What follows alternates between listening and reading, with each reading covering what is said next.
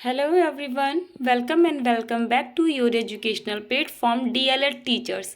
आई hope आप सभी अच्छे होंगे और अच्छे से अपनी पढ़ाई कर रहे होंगे। डीएलएड फर्स्ट सेमेस्टर का जो हमारा 7th पेपर है वो संस्कृत का है और संस्कृत में हम अपने 7th चैप्टर तक सिलेबस को ऑलरेडी डिस्कस कर चुके हैं और आज की क्लास में हम अपना 8th चैप्टर डिस्कस करने वाले हैं, जिसमें हम पढ़ेंगे संस्कृत भाषा की संभाव्य शिक्षण विधाएं। उससे पहले मैं आप लोगों को ये बताना चाहूँगी कि आप लोग नोट्स बनाते चलिए। हैंड रिटन नोट्स आपके लिए बहुत अच्छे साबित होंगे आपके एग्ज़ाम्स के टाइम पर, क्योंकि बहुत सी चीज़ें ऐसी होती हैं जो हमें लिखते लिखते ही याद हो जाती हैं, जिन्हें हमें रटने की ज़रूरत नहीं पड़ती है। तो अगर आपको रटने से बचना है तो नोट्स बनाते चलिए। नोट्स आपके लिए बहुत ही बेनिफिशियल साबित होंगे। बार बार कहती हूँ आपसे नोट्स बनाइए, क्योंकि एक दिन में आपके 3 एग्ज़ाम्स होते हैं। एक दिन में 3 एग्ज़ाम्स होते हैं आपके। उस टाइम पर आपके ऊपर बहुत बर्डन आ जाएगा। फिर इसीलिए कह रही हूँ कि नोट्स बनाइए। आपको बहुत सी चीज़ें लिखते ही याद हो जाएंगी, तो फिर आप उस बर्डन से बच जाएंगे। तो चलिए, टाइम को वेस्ट ना करते हुए स्टार्ट करते हैं हमारी आज की क्लास को, जिसमें हम डिस्कस करने वाले हैं अपना 8th चैप्टर संस्कृत का। और 8th चैप्टर का नाम है संस्कृत भाषा की संभाव्य शिक्षण विधाएं। क्या है? संस्कृत भाषा की संभाव्य शिक्षण विधाएं। ठीक है, चलिए देख लेते हैं क्या होता है। वह रीति या युक्ति जिसके द्वारा शिक्षक शिक्षण प्रक्रिया को सुगम, रुचिकर एवं प्रभावशाली बनाता है, शिक्षण विधाएं कहलाती हैं। देखिए, क्या है शिक्षण विधाएं? विधाओं का मतलब होता है कि विधियां, शिक्षण की विधियां। ठीक है, क्या है? शिक्षण की जो विधाएं हैं उनका क्या यूज़ है? उनका यूज़ ये है कि शिक्षण विधियों का यूज़ करके हम पाठ को रोचक बना सकते हैं, सरल बना सकते हैं, बोधगम्य बना सकते हैं। ठीक है, इसीलिए शिक्षण विधाओं का यूज़ किया जाता है कि कोई बच्चा नॉर्मली चैप्टर को नहीं समझ पा रहा है तो हम शिक्षण विधि का यूज़ करके उसको खेल खेल में समझा देंगे। ठीक है, उसको कहानी के रूप में समझा देंगे, जिससे वो क्या हो जाएगा, वो टॉपिक बच्चे के लिए आनंददायक हो जाएगा, रुचिकर हो जाएगा, बच्चे को आनंद आने लगेगा। और जिस चीज़ में हमें आनंद आता है वो चीज़ हमें बहुत जल्दी से समझ में भी आ जाती है। उसमें हमें कोई फिर एक्स्ट्रा दिमाग लगाने की ज़रूरत नहीं पड़ती है कि कैसे हुआ होगा क्या, फिर क्यों समझ में आ जाता है। वो इसलिए समझ में आ जाता है क्योंकि जिस चीज़ में हमें रुचि आती है उसको समझने का प्रयास हमारा जो मस्तिष्क है वो स्वयं करने लगता है। जो चीज़ हमें अच्छी लगती है हमारा दिमाग उस तरफ ज़्यादा फिर फोकस्ड रहता है, तो इसलिए वो चीज़ें हमें समझ में आने लगती बहुत ही ईजिली। ठीक है, चलिए देखते हैं। वह रीति या युक्ति जिसके द्वारा शिक्षक शिक्षण प्रक्रिया को सुगम, रुचिकर एवं प्रभावशाली बनाता है, शिक्षण विधाएं कहलाती हैं। ठीक है, अब हम देख लेते हैं संस्कृत में शिक्षण की विधियां कौन कौन सी हैं। चलिए देखिएगा, संस्कृत शिक्षण विधियां। देखिए, 2 टाइप्स में हमने इसको डिफरेंशिएट किया है। ठीक है, 2 टाइप्स में हमने इसको बांट लिया है। तो कौन कौन सी है? देखिए, परंपरागत या प्राचीन विधि कहते हैं इसको। क्या कहते हैं? परंपरागत विधि कहते हैं या प्राचीन विधि कहते हैं। और जो दूसरा प्रकार है वो क्या है? नवीन, अर्वाचीन या आधुनिक विधि। देखिए, कौन सी? परंपरागत विधि और आधुनिक विधि। अब देखिए, परंपरागत विधि में कौन सी विधियां हैं हम देख लेते हैं। थोड़ा सा वेट करें, स्क्रॉल करती हूँ ऊपर से, देन आपको दिखाती हूँ। देखिएगा, जो परंपरागत विधियां हैं उसको भी हमने 2 प्रकार में बांटा है। कौन सा? पाठशाला विधि और दूसरी है व्याकरण अनुवाद विधि। देखिए, जो पाठशाला विधि है ये क्या है? पाठशाला विधि जो है, थोड़ा सा धीरे बोल पा रही हूँ मैं आज आपको समझाने के लिए, क्योंकि आज मेरी तबीयत थोड़ी सी ख़राब है, तो इस वजह से थोड़ा सा रुक रुक कर भी बोल पा रही हूँ। तो आप लोग थोड़ा सा इस चीज़ को समझिएगा और माइंड मत करिएगा। तो चलिए देखते हैं। परंपरागत या प्राचीन विधि को हमने 2 टाइप्स में बांटा है। कौन सा? पहली है पाठशाला विधि और दूसरी है व्याकरण अनुवाद विधि। जो हमारी पाठशाला विधि है इसको हम गुरुकुल पद्धति भी कहते हैं, गुरुकुल विधि कहते हैं। क्यों कहते हैं? क्योंकि जो पाठशाला विधि है पहले जो गुरुकुल चलते थे वो इसी पे चलते थे, पाठशाला विधि पर। ठीक है, फिर क्या है? भंडारकर व्याकरण अनुवाद विधि जो है इसको हम भंडारकर विधि भी कहते हैं। भंडारकर विधि क्यों कहते हैं? क्योंकि इस विधि के प्रणेता जो हैं वो भंडारकर ही हैं। ठीक है, व्याकरण अनुवाद विधि के जनक या प्रणेता जो हैं वो भंडारकर हैं, इसलिए इसको भंडारकर विधि भी बोलते हैं। अब देखिएगा, जो परंपरागत विधि है, कौन सी परंपरागत विधि है, उसको भी हमने कितने टाइप्स में बांटा देखिएगा। मौखिक विधि, वाद विवाद विधि, व्याख्या विधि, प्रश्नोत्तर विधि, कथाकथन विधि और भाषण विधि। देखिए, गुरुकुल पद्धति क्यों कहते हैं? देखिए, पहले जो पढ़ाया जाता था गुरुकुलों में मौखिक रूप से पढ़ाया जाता था, वाद विवाद करवा दिए जाते थे। जो आपके गुरु होते थे वो व्याख्या करते थे, बस प्रश्नोत्तर पूछे जाते थे, कथा कथन होता था और भाषण होते थे, कहीं भी लिखित चीज़ें नहीं होती थी।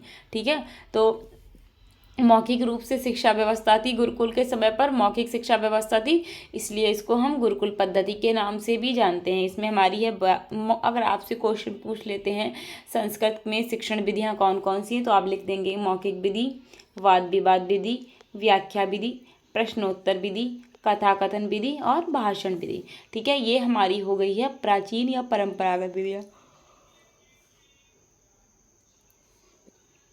अब हम क्या देखेंगे? अब हम देखेंगे जो नवीन यानी कि आधुनिक विधियां जो हैं वो देख लेंगे। देखिएगा कौन कौन सी हैं। देखिए, पाठ्य पुस्तक विधि जो हम किताब के माध्यम से पढ़ते हैं।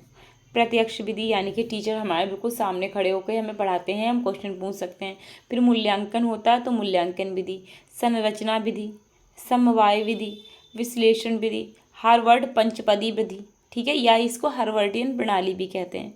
ठीक है, क्या कहते हैं? हार्वर्डियन प्रणाली। तो क्या है हमारी जो परंपरागत विधियां हैं उसमें है मौखिक विधि, वाद विवाद विधि, प्रश्नोत्तर विधि, कथा कथन, भाषण, ठीक है, व्याख्या विधि, ये सब हो जाएंगी हमारी परंपरागत विधियां। आधुनिक विधि में हमारी थोड़ा सा रुकिए एक मिनट। हाँ, पाठ्य पुस्तक विधि, प्रत्यक्ष विधि, मूल्यांकन विधि, संरचना विधि, समवाय विधि, विश्लेषण विधि, हार्वर्ड पंचपदी विधि या इसको हार्वर्डियन प्रणाली भी कहा जाता है। ठीक है, क्लियर? चलिए हम आगे बढ़ते हैं।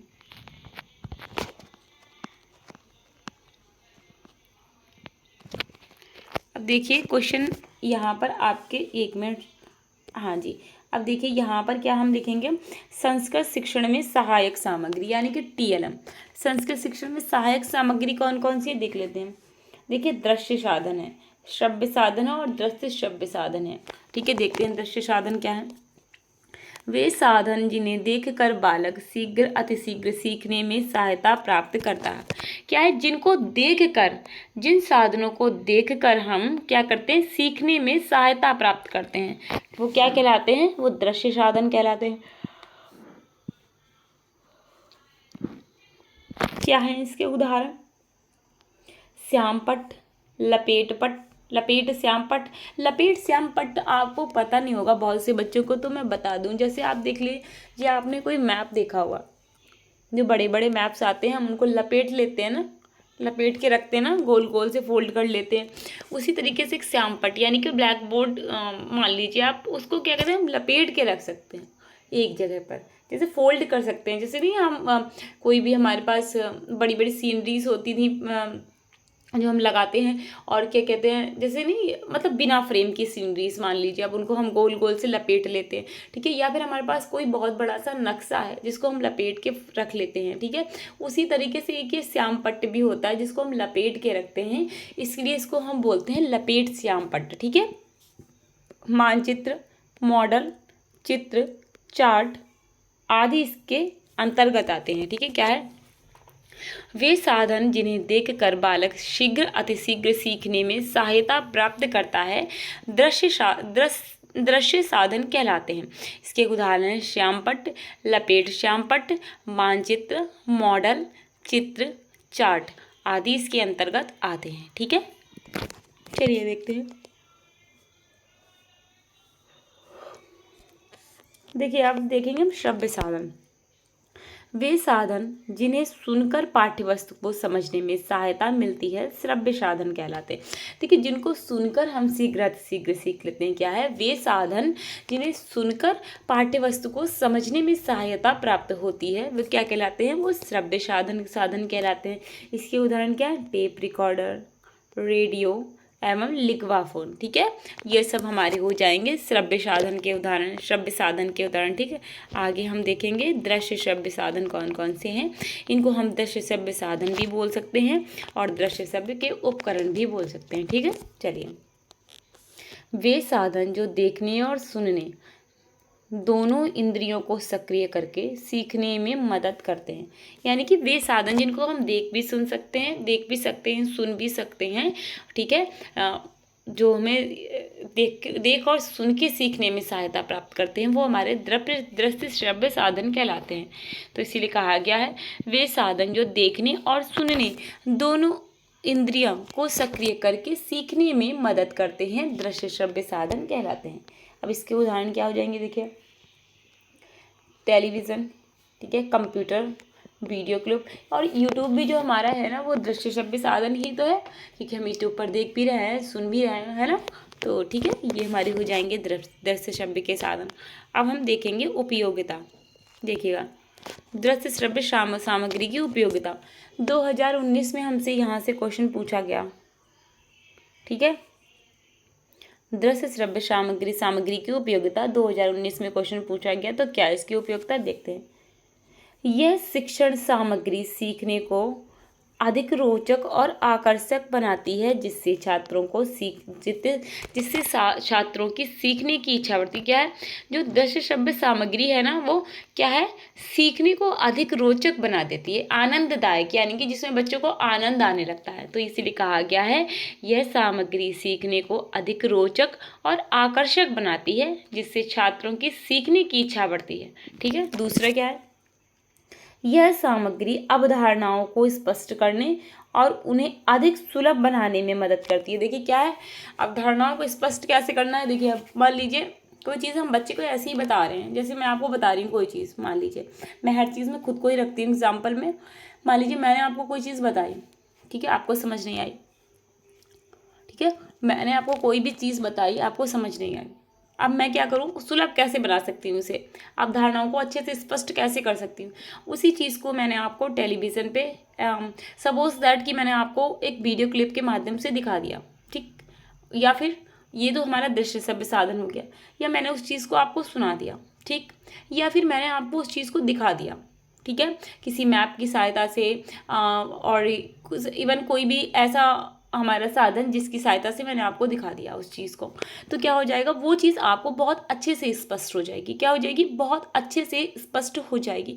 जो चीज़ मैं सिर्फ बोल के आपको नहीं समझा पा रही थी, उस चीज़ को मैंने आपको जब दिखा दिया, ठीक है, आपको दिखा दिया, तो आपको वो चीज़ बहुत अच्छे से क्लियर हो गई, स्पष्ट हो गई, समझ में आ गई। तो इसीलिए कहा गया है यह सामग्री अवधारणाओं को स्पष्ट करने और उन्हें अधिक सुलभ बनाने में मदद करती है। ठीक है, अब हम देखेंगे थर्ड पॉइंट क्या है। दृश्य श्रव्य सामग्री का प्रयोग दूर के ऐसे स्थानों जहां आसानी से पहुंचना असंभव होता है उनके विषय में ज्ञान देने के लिए किया जाता है। देखिएगा, अब मैं आपको एक किसी ऐसे स्टेट की बात करूं जो हमारे यहाँ से, हमारे यूपी से बहुत दूर है। ठीक है, वहाँ पर हमारा पहुँचना संभव नहीं है। या मैं इवन किसी ऐसे देश की बात करूँ, या मान लीजिए मैंने किसी ऐसे प्लेस की बात कर दी। ठीक है, किसी ऐसे प्लेस की बात कर दी जहाँ पर पहुँचना संभव नहीं है। अब क्या करेंगे हम, अब नहीं पहुँचना संभव है तो वहाँ पर जाकर तो जानकारी नहीं ले सकते। अब हम क्या करेंगे, प्रेजेंट टाइम में जो हम लोग करते हैं, मैं उसी का एग्जाम्पल आपको दे रही हूँ। देखिए, आपने यूट्यूब खोला, आपको जाना था हिमाचल, ठीक है, आप नहीं जा पा रहे हो। मैं एक ऐसा एग्जाम्पल बात कर रही हूँ। ठीक है, आपको जाना था हिमाचल, आपको बड़ा समझना था कि वहाँ की संस्कृति कैसी है। ठीक है, संस्कृति कैसी है, एक मिनट रुकिए। ठीक है, तो क्या मैं आपको बता रही थी, मैं आपको ये बता रही थी कि देखिएगा, एक मिनट, हाँ, मैं आपको ये बता रही थी, ये पॉइंट समझा रही थी कि दृश्य श्रव्य सामग्री का प्रयोग दूर के ऐसे स्थानों जहाँ पर आसानी से पहुँचना असंभव होता है उसके विषय में ज्ञान देने के लिए किया जाता है। अब देखिएगा कैसे। मैं आपको भी एक ऐसी जगह बताने जा रही हूँ जहाँ पर हमारे यहाँ कुछ और ट्रेडिशन है, वहाँ पर कुछ और ट्रेडिशन है। हमारे यहाँ सामान्यतः क्या चलता है कि जब मैरिज होती है, ठीक है, शादी होती है, तो लड़की जो है अपना घर छोड़ के जाती है लड़के के घर। अब आपको पता चला कि मेघालय एक ऐसा क्षेत्र है, ठीक है, एक ऐसा क्षेत्र है जहाँ पर क्या है, जब विवाह होता है तो पुरुष अपना घर छोड़ देता है, वो आके लड़की के घर पे रहता है, ठीक है। हम बिल्कुल सीधे शब्दों में कहें तो वहाँ पर विदाई का जैसा जो हमारे यहाँ प्रोग्राम होता है वो पुरुष के लिए होता है, वो अपना घर छोड़ के लड़की के घर आता है। हमारे यहाँ पर सामान्यतः देखा गया है कि जो प्रॉपर्टी होती है ना, उस पर जो घर के लड़के होते हैं, ठीक है, वो बारिश होते हैं। लेकिन मेघालय में ऐसा नहीं है, वहाँ पर लड़कियाँ बारिश होती हैं। अब आपने ये चीज़ जानी, आपको बहुत दिलचस्पी हुई, अब क्या करूं, मुझे तो देखना है कैसे, कहाँ पर क्या है, इसके बारे में मुझे मालूम करना है। तो आप जा नहीं सकते वहाँ पर, आप क्या करोगे, आप गए यूट्यूब पर, आपने यूट्यूब पर टॉपिक डाला, सर्च किया, विद फोटोज़ एंड वॉइस के साथ में आपको पूरी जानकारी अपडेट, पूरी जानकारी आपको मिल जाएगी वहीं पे। तो इससे क्या होता है, इससे ये होता है, इसीलिए कहा गया है कि जहाँ पर पहुँचना असंभव है उसके विषय में भी हम ज्ञान प्राप्त कर सकते हैं। कैसे? दृश्य श्रव्य सामग्रियों की सहायता से जानकारी प्राप्त कर सकते हैं। ठीक है, चलिए फोर्थ देखते हैं। दृश्य श्रव्य सामग्री का प्रयोग विद्यार्थियों के तुलनात्मक अध्ययन हेतु भी किया जाता है। ठीक है, तुलनात्मक अध्ययन के लिए भी किसका प्रयोग किया जाता है? और देखिएगा, बालकों को अधिक क्रियाशील बनाने में इसका प्रयोग करते हैं। ठीक है, क्रियाशील बनाने में इसका प्रयोग करते हैं। तो ये हमारा क्या था, ये हमने समझा दृश्य श्रव्य सामग्री की उपयोगिता, जो आपसे 2019 में क्वेश्चन पुटअप किया गया था। ठीक है, अब हम देखेंगे आगे संस्कृत शिक्षण में प्रयुक्त उपकरण। ठीक है, प्रयुक्त उपकरण कौन से देखेंगे? पहला तो हमारा श्यामपट्ट। देखिए, श्यामपट्ट के बिना, यानी कि जो हमारा ब्लैक बोर्ड है उसके बिना, अगर आप क्लासरूम में छोटी क्लासेस की जब तक आप पढ़ाई कर रहे हो कहीं पे भी, क्या श्यामपट्ट के, मान लीजिए वो डिजिटल बोर्ड हो, ठीक है, या ब्लैक बोर्ड हो, वाइट बोर्ड हो, ग्रीन बोर्ड हो, इवन कोई भी बोर्ड हो, क्या उसके बिना अब प्रेजेंट टाइम में आपको पढ़ा पाना संभव है? नहीं। अगर यहाँ पर भी आप पढ़ रहे हो तो आपके लिए तो एक बोर्ड ही है। ठीक है, जैसे स्मार्ट बोर्ड पर पढ़ाते हैं ऑनलाइन क्लासेस में लोग, और आपका क्या है, टीचर्स पढ़ाते हैं स्मार्ट बोर्ड्स की सहायता से। क्लासेस में आप बैठे हो स्कूल में, कॉलेज में, वहाँ पर ब्लैक बोर्ड होते हैं, वाइट बोर्ड होते हैं। ठीक है, इवन कुछ अच्छे अच्छे स्कूल्स में अब ये है कि डिजिटल बोर्ड भी आ गए हैं। ठीक, तो इसीलिए श्यामपट्ट क्या है, श्यामपट्ट एक ऐसा दृश्य साधन है जिसका सर्वाधिक उपयोग कक्षाओं और प्रयोगशालाओं में होता है ना, सर्वाधिक प्रयोग इसका कक्षाओं और प्रयोगशालाओं में होता है। इसे शिक्षक का मित्र कहा जाता है। क्यों कहा जाता है? क्योंकि शिक्षक इसकी सहायता के बिना आपको टॉपिक को उतनी अच्छे से नहीं समझा पाएगा, क्योंकि शिक्षक पाठ पढ़ाने में समय समय पर इसका उपयोग करता है। ठीक है, इसलिए ये था हमारा श्यामपट्ट। अब दूसरा देखेंगे हम, क्या है, हम देख रहे हैं संस्कृत शिक्षण में प्रयुक्त उपकरण। हमने श्यामपट्ट देख लिया, अब हम देखेंगे चार्ट। चार्ट क्या है? देखिए, चार्ट जानकारी को दृश्य रूप में प्रस्तुत करते हैं जिससे जटिल अवधारणाओं को समझना आसान हो जाता है। ठीक है, क्या है, दृश्य रूप में प्रस्तुत कर देते हैं। मान लीजिए आपको देखना है कि दक्कन का पठार कहाँ पर है, कलर क्या है पठारों के। ठीक है, तो आपको मैंने एक चार्ट पे बना के दे दिए। ठीक है, सारे पठारों को, आपको भारत का नक्शा बनाया मैंने, आपको वहाँ पर पठारों को दर्शा दिया। अब मैंने आपको दिखाया कि मोस्टली पठार जो हैं, जो हमारे नक्शों में दर्शाए जाते हैं, वो येलो कलर में दर्शाए जाते हैं पठार। ठीक है, तो आप समझ जाओगे, इसीलिए कहा गया है चार्ट जानकारी को दृश्य रूप में प्रस्तुत करते हैं जिससे जटिल अवधारणाओं को समझना आसान हो जाता है। ठीक है, अब हम देखेंगे मानचित्र। मानचित्र छात्रों को स्थान, दिशा और भौगोलिक अवधारणाओं को समझने में मदद करता है। ठीक है, क्या स्थान समझ जाएंगे, दिशा कौन सी है, ठीक है, और भौगोलिक अवधारणाओं को समझने में हेल्प करते हैं मानचित्र। आगे देखते हैं मॉडल या प्रतिरूप। ठीक है, मॉडल या प्रतिरूप। प्रतिरूपों का प्रयोग चित्रों की अपेक्षा अधिक प्रभावोत्पादक होता है। क्या है? अधिक प्रभावी होता है। ठीक है, जो प्रतिरूप हैं यानी कि जो मॉडल्स हैं उनका प्रयोग जो है चित्रों की अपेक्षा अधिक प्रभावी होता है, क्योंकि ये यथार्थता यानी कि सच्चाई को अधिक निकट होते हैं। क्या ये, क्योंकि ये यथार्थता यानी कि वास्तविकता के अधिक निकट होते हैं। यह संभव नहीं है कि छात्रों को उद्योग धंधों, भवनों, हवाई जहाज़ों जहाज़ों हवाई जहाज़ों ये काट दीजिएगा, हवाई जहाज़ों आदि के पास ले जाकर उनकी जानकारी दी जाए। अतः संस्कृत शिक्षण में शिक्षक इनके प्रतिरूपों का उपयोग कर छात्रों के ज्ञान में वृद्धि कर सकते हैं। देखिए क्या है, मॉडल और प्रतिरूप क्या होते हैं। देखिए मैंने चार्ट आपको दिखाया, ठीक है, लेकिन अगर मैं उसी चीज़ का मॉडल ले आऊँ तो आप चार्ट की अपेक्षा मॉडल की तरफ ज़्यादा इंटरेस्टेड होंगे। क्यों? क्योंकि वो उसका एक प्रतिरूप होगा। मान लीजिए ग्लोब क्या है, पृथ्वी का प्रतिरूप ही तो है एक। तो आपको क्या अच्छा लगेगा, आप नक्शा देखना चाहोगे, ग्लोब देखना चाहोगे, तो ज़्यादातर बच्चे होंगे ग्लोब की तरफ आकर्षित होंगे। इसलिए जो मॉडल होता है वो ज़्यादा प्रभावी होता है सिखाने में। क्योंकि जैसे किसी भवन का मॉडल हमने बना दिया, हवाई जहाज़ों का बना दिया, बड़े बड़े यंत्रों का बना दिया, उद्योग धंधों का, फैक्ट्रीज के मॉडल्स बना दिए, तो ठीक है, जहाँ बच्चे जा नहीं सकते उनके मॉडल्स दिखाकर हम उनके ज्ञान में वृद्धि कर सकते हैं। ठीक है, तो चलिए आगे देखते हैं। चित्र वास्तविक वस्तुओं का प्रतिनिधित्व करते हैं। ठीक है, वास्तविक वस्तुओं जैसे जो वास्तविक चीज़ें उनका प्रतिनिधित्व करते हैं। ठीक है, शिक्षक जिन शब्दों से संबंधित वस्तुओं को कक्षा में नहीं ला सकता, उन शब्दों से संबंधित चित्रों का उपयोग कर देता है। देखिए जैसे कि टीचर समझा रहा है आपको किसी पक्षी के, मान लीजिए शेर के बारे में समझा रहा है, क्या टीचर शेर को उठा के क्लासरूम में ला पाएगा?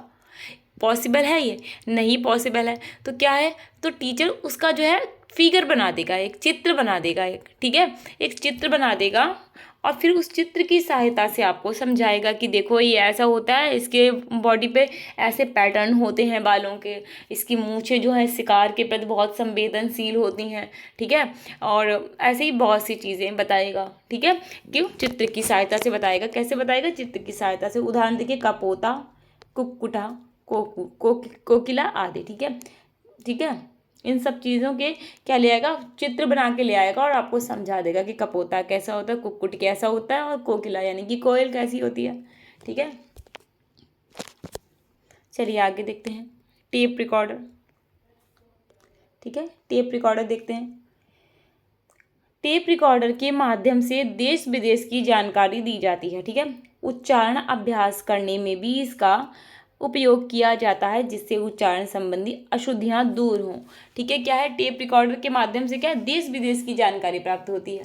और उच्चारण, क्योंकि हम जब सुनेंगे ना तो जो हम गलत प्रोनाउंसिएशन कर रहे हैं, उच्चारण कर रहे हैं गलत, वो भी हमारा सुधार आ जाएगा उसमें। ठीक है, आगे देखते हैं हम। फ्लैश कार्ड या शब्द कार्ड। 2016 में क्वेश्चन पूछा गया आपसे, फ्लैश कार्ड क्या होता है? तो क्या है, शब्द कार्ड या फ्लैश कार्ड मोटे कागज का बना चित्रात्मक कार्ड है। क्या है, मोटे कागज पर बना हुआ एक इसमें चित्र बने होते हैं, चित्रात्मक कार्ड है। ठीक है, इस कार्ड के एक ओर शब्द व एक ओर चित्र बना होता है। इसके माध्यम से शब्द रचना व वाक्य रचना सिखाते हैं, जिससे कार्डों को उचित क्रम में लगाया जाता है। ठीक है, इसके माध्यम से हम क्या सिखाते हैं, इसके माध्यम से बच्चों को शब्द रचना करना और वाक्य रचना करना सिखाते हैं। ठीक है, जिसमें कार्डों को उचित क्रम में लगाया जाता है। ठीक, ये होता है हमारा फ्लैश कार्ड। अब हम आगे देखेंगे, क्या देखेंगे, आगे देखेंगे हम वीडियो क्लिप। चलिए देख लेते हैं वीडियो क्लिप क्या है। वीडियो क्लिप का आशय उन छोटी छोटी फिल्मों से होता है जिनमें प्रत्येक गतिविधि स्पष्ट रूप से दिखाई देती है। इस प्रकार की फिल्मों को देखा व सुना जा सकता है। इसमें संस्कृत की विषय वस्तु को सरल रूप से समझाया जा सकता है। देखिए कैसे, वीडियो क्लिप क्या है, मान लीजिए आपने देखे होंगे, मैं आपको एग्जाम्पल दे रही हूँ, जैसे आप यूट्यूब देख रहे हैं, ठीक है, आप कोई भी मूवी है, कभी कभी क्या उसके शॉर्ट्स पड़े होते हैं मूवी के, कुछ क्लिप्स पड़ी होती हैं, पूरी मूवी ना पढ़ के कुछ क्लिप्स पड़ी होती हैं, और उसी क्लिप में ही आपको कभी कभी ऐसा होता है ना कि फुल मूवी समझ में आ जाती है। ठीक है, फुल मूवी समझ में आ जाती है कि क्या था इस मूवी में, ठीक है। तो उसी तरीके से ये वीडियो क्लिप, वो वीडियो क्लिप है और ये, ठीक है, वो भी एक प्रकार की वीडियो क्लिप है। तो उसी के बारे में बताया जा रहा है। वीडियो क्लिप का आशय उन छोटी छोटी फिल्मों से होता है जिनमें प्रत्येक गतिविधि स्पष्ट रूप से दिखाई देती है, आप देख भी सकते हो, सुन भी सकते हो, ठीक है। तो इस प्रकार की फिल्मों को देखा व सुना जा सकता है। इसमें संस्कृत की विषय वस्तु को आसान रूप से समझाया जा सकता है, ठीक है, सरल रूप से समझाया जा सकता है। आगे देखते हैं, संस्कृत शिक्षण में वीडियो क्लिप का महत्व। 2017 और 2022 में क्वेश्चन आपसे यहाँ से पूछा गया है कि संस्कृत शिक्षण में वीडियो क्लिप का क्या महत्व है। देखते हैं, इसमें भंडारण के लिए कम स्थान चाहिए। या मान लीजिए आपको कोई भी चीज़ है जो आपको सेव करके रखनी है, ठीक है, तो इसमें बहुत कम जगह में सेव हो जाएगी, ठीक है, आपकी वो चीज़। इसमें बहुत बड़ी लाइब्रेरी को छोटी डिस्क पर उतारा जा सकता है, ठीक है, क्या बहुत बड़ी लाइब्रेरी, यानी कि आप बहुत सी चीज़ों को, मान लीजिए आप बड़ी बड़ी क्लासेस को भी आप उसमें सेव करके रख सकते हैं, ठीक है, और छोटी डिस्क लगा देंगे, उसमें आपको दिखेगा, पूरी लाइब्रेरी दिख जाएगी, पूरी किताब। इवन आप एक बात मान लो कि आपने, मान लो पूरी किताब, आजकल आप क्या करते हो, मोबाइल में PDF डाउनलोड करते हो, ठीक है, तो पूरी किताब आ जाती है ना, बहुत बड़ी, आप चाहो तो कितनी भी बुक्स, तो पूरी एक लाइब्रेरी आ जाएगी ना। वैसे किताबों की तो क्या हो जाएगा, बहुत छोटी सी डिस्क पर उतारा जा सकता है, वैसे ही ये है, इसमें बहुत बड़ी लाइब्रेरी को छोटी डिस्क पर उतारा जा सकता है, ठीक है, किसमें, वीडियो डिस्क में, वीडियो क्लिप में। वीडियो क्लिप की सहायता से शिक्षण, वीडियो क्लिप की सहायता से शिक्षण सरल व रोचक हो जाता है। क्या हो जाता है, अब सरल रोचक कैसे हो जाता है, हम कोई चीज़ को देखेंगे सुनेंगे तो हमें ज़्यादा इंटरेस्ट आएगा उसमें, तो इसीलिए सरल भी हो जाता है समझ और रोचक भी हो जाता है। 4th पॉइंट देखते हैं, वीडियो क्लिप छात्रों के अधिगम स्तर को उच्च और स्थायी बनाने में मदद करती है, ठीक है, क्या करेगी, अधिगम स्तर को ऊपर लेके जाएगी, ठीक है, और स्थायी बना देगी। स्थायी कैसे बनाएगी, देखिए, जब बच्चा कोई चीज़ देख लेता है तो उसके दिमाग में वो चीज़ बिल्कुल सेव हो जाती है, फीड हो जाती है, वो स्थायी हो जाती है, मिटती नहीं है बहुत लंबे समय तक। इसीलिए क्या है, वीडियो क्लिप छात्रों के अधिगम स्तर को उच्च और स्थायी बनाने में मदद करती है, ठीक है। वीडियो क्लिप छात्रों की विभिन्न इंद्रियों को सक्रिय करती है। कैसे, जब वीडियो क्लिप बच्चा देख रहा है तो उसके कान भी, यानी कि श्रवणेंद्रियां, कान भी सक्रिय रहेंगे, ठीक है, और आंखें, ठीक है, आंखें भी सक्रिय रहेंगी। तो इसलिए कहा गया है वीडियो क्लिप छात्रों की विभिन्न इंद्रियों को सक्रिय करती है। 6 पॉइंट, सीखने वाले की उत्पादकता बढ़ाई जा सकती है, ठीक है, सीखने वाले की क्या, उत्पादकता बढ़ाई जा सकती है, ठीक। ये हो गया हमारा संस्कृत शिक्षण में वीडियो क्लिप का महत्व। अब हम देखेंगे आगे, ऑडियो क्लिप देखेंगे क्या होता है। हाँ जी, संस्कृत भाषा शिक्षण में स्वर, लय एवं उच्चारण को महत्वपूर्ण माना जाता है, ठीक है, क्या है, संस्कृत भाषा शिक्षण में स्वर, लय और उच्चारण को महत्वपूर्ण माना जाता है। ऑडियो क्लिप के माध्यम से इसको बालकों को सिखाया जा सकता है। क्या है, ऑडियो क्लिप के माध्यम से इसको बालकों को सिखाया जा सकता है। इसमें छात्रों को वाचन के नियमों का ज्ञान सरलता से दिया जाता है।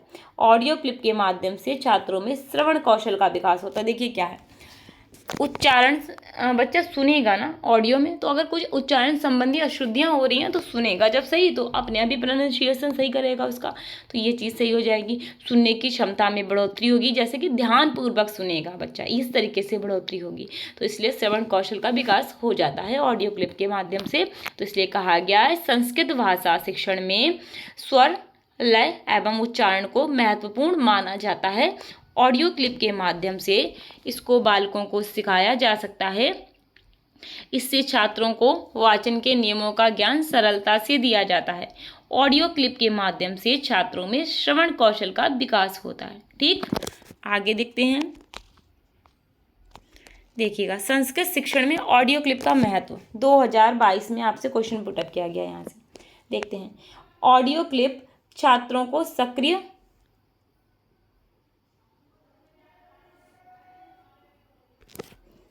क्या है, ऑडियो क्लिप छात्रों को सक्रिय रखने में सहायता करती है। कैसे सक्रिय रहेंगे, क्योंकि बच्चों को ध्यानपूर्वक सुनना है ना, तो अपने कानों को एक्टिव रखना है, तो इसलिए सक्रिय रहेंगे। फिर क्या है, ऑडियो क्लिप के माध्यम से छात्रों की उच्चारण प्रक्रिया को शुद्ध बनाया जा सकता है। कैसे, जब बच्चा सुनेगा शुद्ध उच्चारण सुनेगा तो शुद्ध उच्चारण करना भी सीखेगा, इसीलिए उच्चारण में सुधार किया जा सकता है। 3, ऑडियो क्लिप के माध्यम से छात्रों को घर पर विविध विषयों को सुनने के अवसर मिल जाते हैं। कोई भी ऑडियो क्लिप है, आप कोई भी चीज़ सुन सकते हो, उसमें विविध विषय, विभिन्न प्रकार के विषयों को सुन सकते हो। चौथा, पद्य, श्लोक आदि को कंठस्थ कराने में सहायता प्रदान करती है। क्या? Audio clip.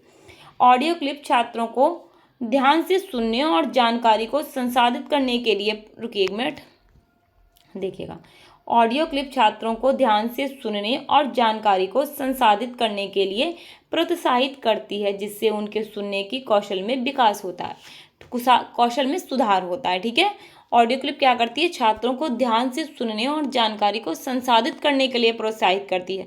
ठीक है, जिससे सुनने के कौशल में सुधार होता है। ठीक है, तो ये हो गई हमारी ऑडियो क्लिप्स के, क्या है, ऑडियो क्लिप का महत्व हो गया ये हमारे। ठीक, आगे देखते हैं क्या है।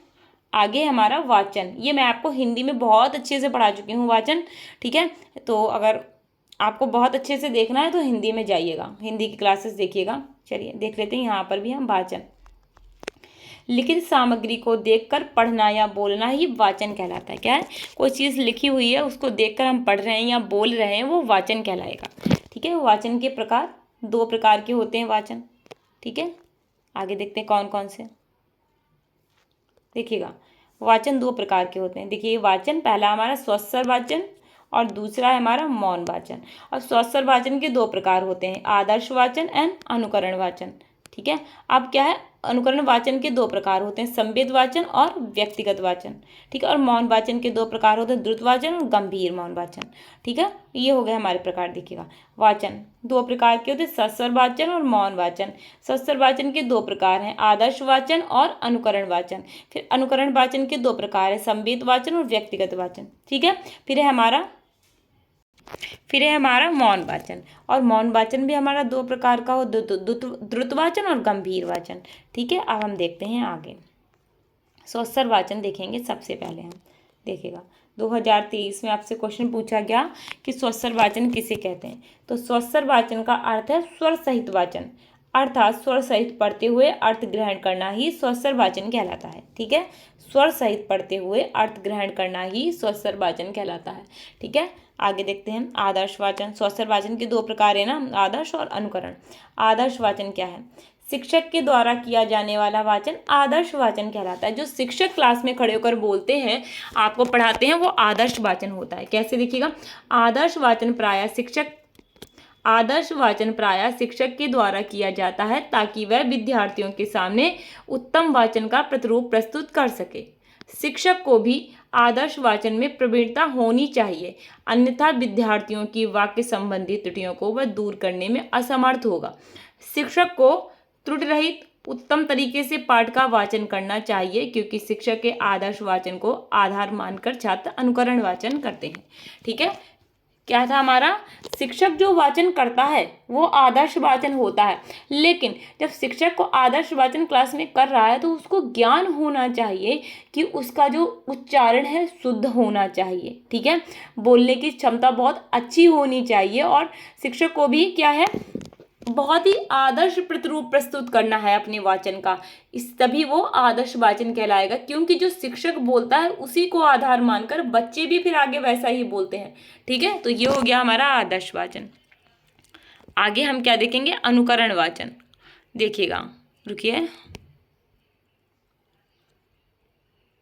हाँ, आगे हम देखेंगे अनुकरण वाचन। 2015, 16 और 23 में आपसे क्वेश्चन पूछा गया है। देखिए, अनुकरण वाचन से जब छात्र शिक्षक द्वारा किए गए वाचन का अनुसरण करते हैं तो वह अनुकरण वाचन कहलाता है। जैसे टीचर ने बोला मछली जल, कुछ भी मान लीजिए आप, कोई भी चीज़ बोलो 1 1 और जैसे 2 1 आर 2, 2 2 आर 4। ठीक है, ऐसे पढ़ा रहे हैं, 2 कम 2, 2 दूनी 4। तो क्या है, टीचर जो बोल रहे हैं, बच्चा पीछे से बोल रहा है, तो टीचर का जो वाचन था उसका अनुसरण किया ना बच्चे ने, उसको दोहराया, फिर अनुकरण वाचन किया। ठीक है, तो इसलिए जो बच्चे करते हैं वो अनुकरण वाचन होता है।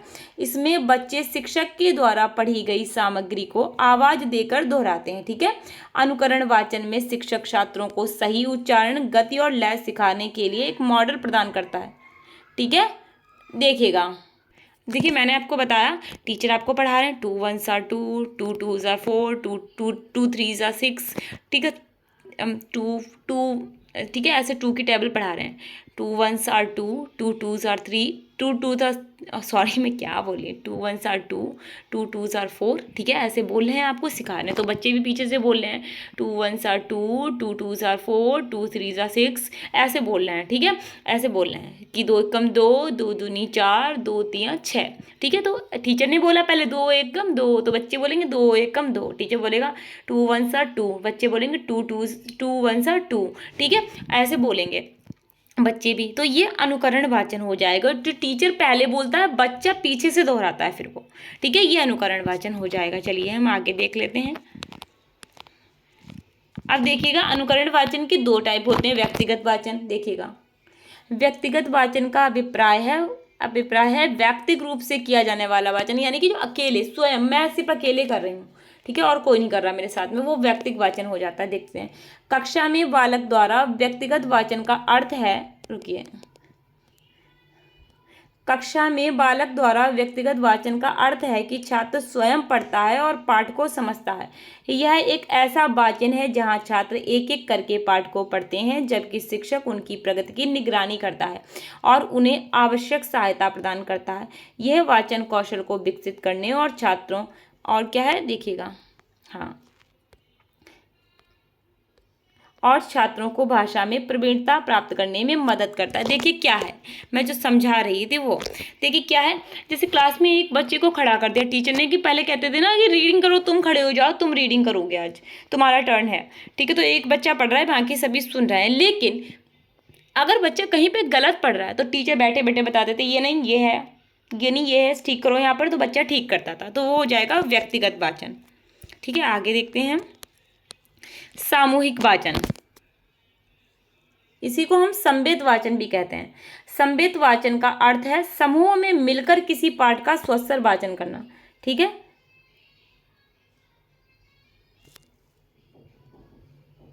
क्या है संवेद वाचन, संवेद का अर्थ ही होता है जैसे कि सामूहिक रूप से किया जाने वाला वाचन। तो क्या है, सामूहिक वाचन एक ऐसा वाचन है जिसमें 2 या 2 से अधिक छात्र एक साथ पाठ का वाचन करते हैं। यह एक प्रकार का स्वस्वर वाचन है जिसमें छात्रों को एक साथ पाठ को जोर से पढ़ने के लिए प्रोत्साहित किया जाता है। मान लीजिए कोई पोयम पढ़ रहे हैं बच्चे, ठीक है, तो एक साथ में पढ़ रहे हैं, पूरा क्लास एक साथ में पढ़ रहा है, तो वो हो जाएगा, क्या हो जाएगा, संवेद या सामूहिक वाचन। ठीक है, जोर जोर से पढ़ रहे हैं बच्चे, तो वो हो जाएगा सामूहिक या संवेद वाचन। ठीक, क्या हो जाएगा, सामूहिक या संवेद वाचन, जहां पर समूह में बच्चे पढ़ते हैं एक साथ। ठीक है, आगे देखते हैं मौन वाचन। देखिएगा मौन वाचन क्या है। मौन वाचन, लिखित सामग्री को मन ही मन चुपचाप बिना आवाज निकाले पढ़ना मौन वाचन कहलाता है। ठीक है, मौन वाचन में ओष्ठ नहीं हिलते, यानी कि होठ नहीं हिलते हैं। ठीक है, मन में ही मन में पढ़ना है, बाहर आवाज ना आए, वो होता है मौन वाचन। ठीक है, देखिए जड़ महोदय क्या कहते हैं मौन वाचन के बारे में, बालक जब पैरों से चलना सीख जाता है, यहाँ पर आप चलना कर लीजिएगा, ये ऐसे चलना, चलता लिख दिया मैंने। बालक जब पैरों से चलना सीख जाता है तो घुटनों के बल खिसकना छोड़ देता है। ठीक है, तो वैसे ही है ना, जब बच्चा मौन वाचन सीख जाता है तो स्वस्वर वाचन बहुत कम करता है। ठीक है, चलिए देखते हैं, देखिएगा। ठीक है, तो क्या हमारा हो जाएगा, देखिएगा, तो क्या है, जड़ महोदय ने क्या कहा, जब बच्चा पैरों से चलना सीख लेता है तो घुटनों के बल खिसकना छोड़ देता है। तो क्या है, उपयुक्त कथन से स्पष्ट है कि जब बालक भाषा के क्षेत्र में मौन वाचन की कुशलता अर्जित कर लेता है तो स्वस्वर वाचन का अधिक प्रयोग छोड़ देता है। ठीक है, ये बात कही है। मौन वाचन को हम व्यक्तिगत और सामूहिक दोनों प्रकार का बताते हैं, परंतु यथार्थ में व्यक्तिगत होता है। सामूहिक तो इसलिए कह देते हैं क्योंकि ये पूरी कक्षा को एक साथ कराया जा सके, जिसमें छात्र अपनी अपनी गति के अनुसार पठित अंश को पढ़ते हैं। देखिएगा क्या है, मौन वाचन को हम देखिए सामूहिक और व्यक्तिगत दोनों ही कहते हैं। तो देख क्यों, जैसे कि हम एक कक्षा में कह देते सब लोग अपना अपना पढ़ो, मन मन में पढ़ना, ठीक है, तो ये ऐसा सामूहिक हो गया। लेकिन अगर हम सही से देखें तो क्या ये सामूहिक है, नहीं है ना, क्योंकि प्रत्येक व्यक्ति, प्रति बच्चा अपने मन में पढ़ तो अकेले अकेले रहा है ना, तो ये यथार्थ में तो व्यक्तिगत ही हुआ। लेकिन सामूहिक इसको इसीलिए बोल देते हैं क्योंकि पूरी कक्षा एक साथ में कर रही है। ठीक है, तो चलिए अब देख लेते हैं मौन वाचन के प्रकार थे ना, द्रुत वाचन। शीघ्रता पूर्वक किया जाने वाला पठन द्रुत मौन वाचन कहलाता है। जैसे कि हमने बहुत स्पीड से पढ़ ली कोई चीज़, वो हो जाएगी द्रुत। द्रुत का मतलब ही होता है शीघ्र, तेज गति से, ठीक है। तो इसलिए शीघ्रता पूर्वक किया जाने वाला पठन द्रुत मौन वाचन कहलाता है। देखिएगा, द्रुत मौन पठन का उद्देश्य, देखिए, द्रुत मौन पठन का उद्देश्य विशेष रूप से मनोरंजन की प्राप्ति है, ठीक है। पुस्तकालय अथवा घर पर विभिन्न पत्र पत्रिकाओं तथा समाचार पत्रों को पढ़ना इस प्रकार के मौन पठन के अंतर्गत आता है। इसमें विषय वस्तु सरल और बोधगम्य होती है। देखिए, जैसे आप मनोरंजन के लिए कोई पढ़ रहे हो, आप कोई बुक पढ़ रहे हो, मान लीजिए कोई आप किसी कोई भी उपन्यास पढ़ रहे हो जो आपको पढ़ने का मन था, ठीक है। आप न्यूज़पेपर पढ़ रहे हो, ठीक है। तो क्या है, ये सब चीज़ें काहे के लिए हैं, ये चीज़ें मनोरंजन के लिए। आपको जानना है तो आप जल्दी जल्दी पढ़ लोगे, ठीक है। क्या करो, आप जल्दी जल्दी पढ़ लोगे चीज़ों को।